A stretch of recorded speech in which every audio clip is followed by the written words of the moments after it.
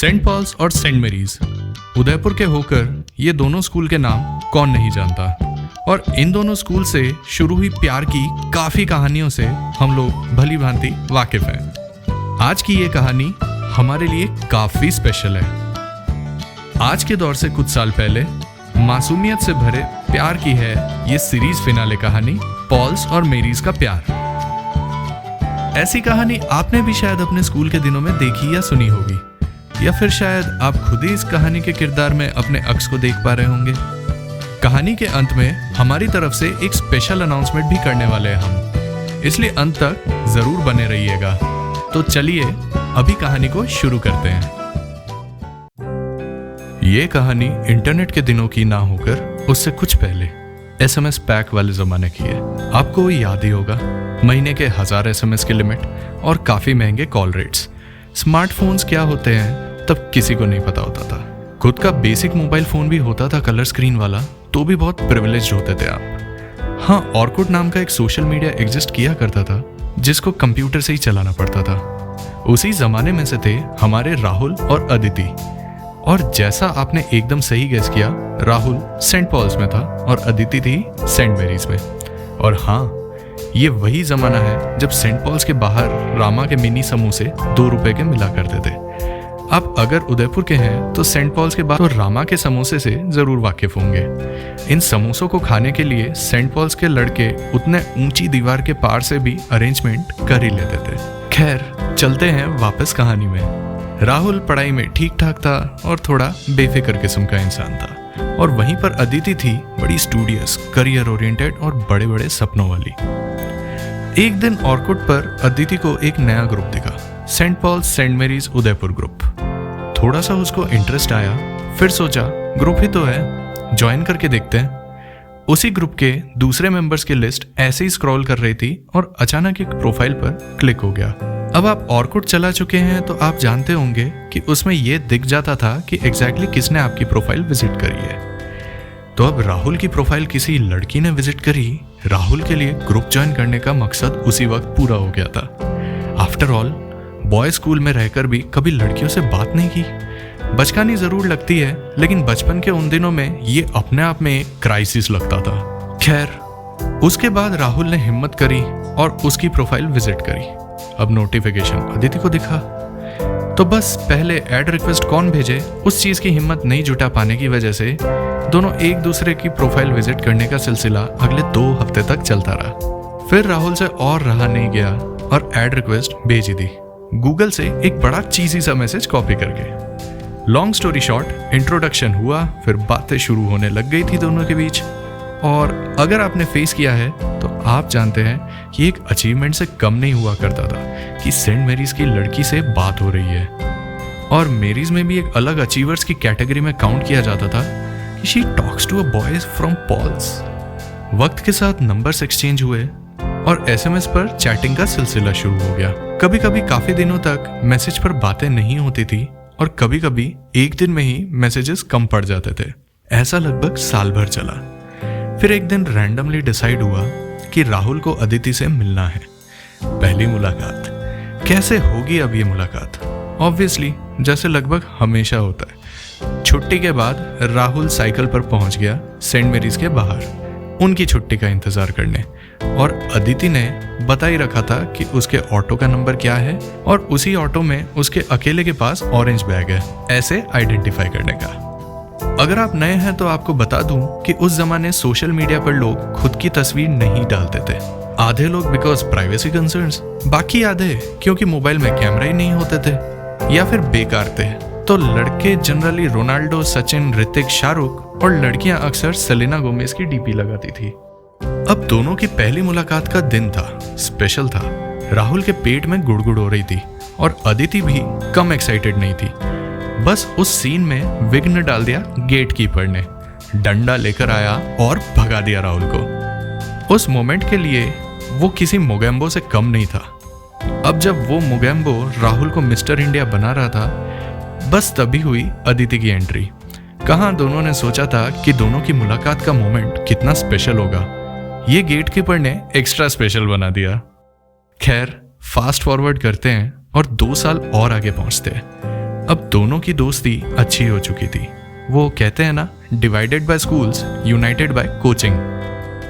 तो 10th के बाद 11th और 12th में IIT की कोचिंग के लिए दोनों एक ही कोचिंग में आया करते थे, यहीं दुर्गा नर्सरी रोड पर। अदिति तो सीरियसली चाहती थी IIT में एडमिशन, इसलिए आ रही थी। वहीं बेफिक्र सा राहुल, उसने इसलिए ज्वाइन कर लिया था क्योंकि सभी दोस्त वहां जा रहे थे और अदिति भी तो वहीं थी। स्पॉट्स फिक्स हुआ करते थे। सेंट मेरीज की लड़कियों का एक ग्रुप जिधर बैठेंगे, उसके ठीक पीछे पॉल्स के इन लड़कों का ग्रुप बैठेगा। चिट पर लिखकर मैसेजेस एक्सचेंज होते थे। क्लासेस के बीच में बाहर ग्रुप्स में खड़े होकर बातें करना और एक दूसरे के ग्रुप की तरफ देखना, ये चीज एक हैबिट थी। साइकिल से स्कूटीज तक एडवांस हो गए। पढ़ाइयों का लोड बढ़ने लग गया। मौज मस्ती के बीच अब पढ़ाई की टेंशन आ गई। बोर्ड सिर पर थे और फिर उसके बाद IIT के एग्जाम, AIEEE के एग्जाम और फिर बाकी के एंट्रेंस एग्जाम्स। अब तक दोनों की दोस्ती अच्छी हो चुकी थी, मैच्योर हो चुकी थी और फीलिंग्स भी डेवलप होने लग गई थी। पॉल्स में तो अदिति को ऑलरेडी सब भाभी बोलने लग गए थे। आपने भी ऐसे किस्से देखे ही होंगे जहां पूरी दुनिया को पता होता है सिवाय बस उसी इंसान के। इधर अदिति को भी राहुल काफी पसंद था और उससे बातें किए बिना उसका दिन नहीं गुजरता था। जिस दिन बात ना हो, एक अधूरापन लगता था। एग्जाम्स भी हो गए और लंबी छुट्टी के बाद रिजल्ट्स का भी दौर आ गया। अब अदिति को लगा पहला झटका। IIT में उसका सिलेक्शन नहीं हुआ था। AIEEE की रैंकिंग दोनों की आई तो ठीक ठाक ही थी, अच्छी थी। अब काउंसलिंग का इंतजार था। जब सीट्स एलोकेशन अनाउंस हुए तब राहुल ने किया अदिति को कॉल। उसे पता था कि यहाँ से रास्ते अलग होने हैं। मन पहले से ही खराब हो रहा था। बेफिक्र सा राहुल आज चिंता कर रहा था फ्यूचर का, एक ऐसे फ्यूचर का जिसमें एक इम्पॉर्टेंट हिस्सा अदिति भी थी। एक गुमसुम सी आवाज ने फोन उठाकर उसका ध्यान तोड़ा। ये अदिति थी। हेलो के बाद पसरे एक सन्नाटे को तोड़ते हुए सामने से अदिति ने पूछा, मेरे तो जयपुर वाला NIT आया है, कंप्यूटर्स मिला है, तुझे क्या मिला वैसे? राहुल कुछ ख्यालों में डूबा हुआ सोचते सोचते बोला, मालविया। उसकी बात पूरी होने के पहले ये सुनते ही अदिति रोने लग गई और फिर गुस्से में उसने कहा, क्या यार, एक तो इस शहर और घर वालों से दूर जाना पड़ रहा है और वो भी पूरे 4 साल के लिए। और अब तुझसे भी, तुझे कितनी बार बोला था कि पढ़ ले, लेकिन तुझे ना तो अपने फ्यूचर की फिक्र है और ना ही मेरी। कितना अच्छा लगता अगर अपन दोनों साथ में एक ही कॉलेज में होते, अपनी नई कहानी की शुरुआत करते। अब कैसे बीतेगी मेरी जिंदगी एकदम नए लोगों के बीच में राहुल। कम से कम तेरा साथ एक्सपेक्ट किया था मैंने कि अपन साथ में एक ही कॉलेज में जाएंगे, पर तुझे पढ़ाई कभी सीरियसली लेनी ही नहीं थी। किसी मालविया कॉलेज में सीट लेके बैठ गया। ढंग से पढ़ नहीं सकता था क्या? कौन सी सिटी में है तेरा ये मालविया कॉलेज? राहुल चौंक गया था। अदिति से बातें जरूर होती थी, पर आज पहली बार अदिति इतने हक के साथ बोल रही थी। राहुल, जिसको अदिति के लिए दिल में एक तरफा फीलिंग समझ रहा था, उसे पता चल गया था कि अदिति के मन में भी कुछ तो है। अदिति एक इंट्रोवर्ट किस्म की थी, पर आज खुलकर लंबे वक्त में इतना सब बोला। राहुल ने उसको शांत करवाते हुए बोला, Malaviya national institute of technology Jaipur, यानी कि MNIT, इलेक्ट्रिकल में लिया है। कहीं नहीं जा रहा हूं तुझे छोड़कर अदिति। माना NIT होते हैं, पर जिस कॉलेज में आप जा रहे हो उसका पूरा नाम तो पता होना चाहिए ना। मैं कोई NIT के लेवल का नहीं था अदिति। सिर्फ इस खातिर कि फ्यूचर तेरे साथ बिता पाऊं, साथ में एक कॉलेज में जाए, मैंने इतनी मेहनत करी, इतनी पढ़ाई करी। मेरा NIT में एडमिशन इंसान के चांद पे कदम रखने के जितना टफ चीज है मेरे परिवार की नजरों में। उन लोगों को अभी तक बिलीव नहीं हो रहा है कि उनका बेटा इतना अच्छा कर सकता है। अब दुखी मत हो, अपन साथ ही है। बैग्स अब खुशी खुशी पैक करना शुरू कर। अपनी कहानी का अगला चैप्टर कॉलेज में कंटिन्यू होगा।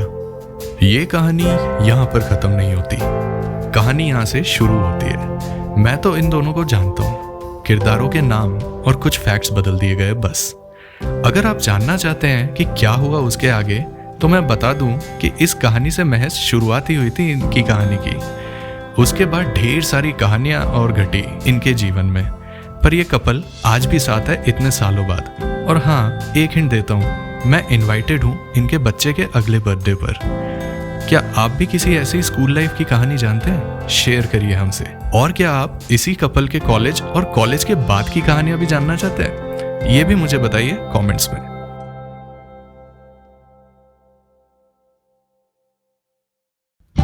तो दोस्तों, ये थी हमारी वैलेंटाइन सीरीज की सीरीज फिनाले, पॉल्स और मेरीज का प्यार। उम्मीद करते हैं आपको हमारे ये अनूठा प्रयास पसंद आया। और अब वक्त है उस स्पेशल अनाउंसमेंट का जिसके लिए हमने आपको अंत तक रुकने को कहा था। दोस्तों, आप सबसे इस सीरीज को जो ढेर सारा प्यार मिला, उससे हमारी खुशी 7वें आसमान पर है।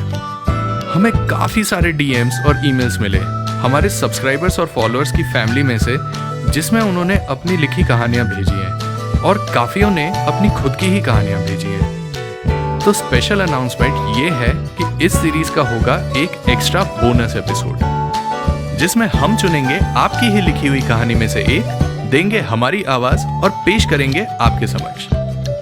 तो अगर आप आज भी अपनी स्टोरी कंट्रीब्यूट करना चाहते हैं तो लिखिए हमको info@udaipurblog.com पर सोमवार सुबह 8 बजे से पहले। ध्यान रहे, सिर्फ एक कहानी चुनी जाएगी जिसको हम फीचर करेंगे। अगर आप इस सीरीज का सीजन 2 चाहते हैं तो भी हमको बिल्कुल बताइएगा। हम चलते हैं, आपसे जल्दी ही कुछ नया लेकर मिलने आएंगे, वादा है हमारा। तब तक के लिए विदा।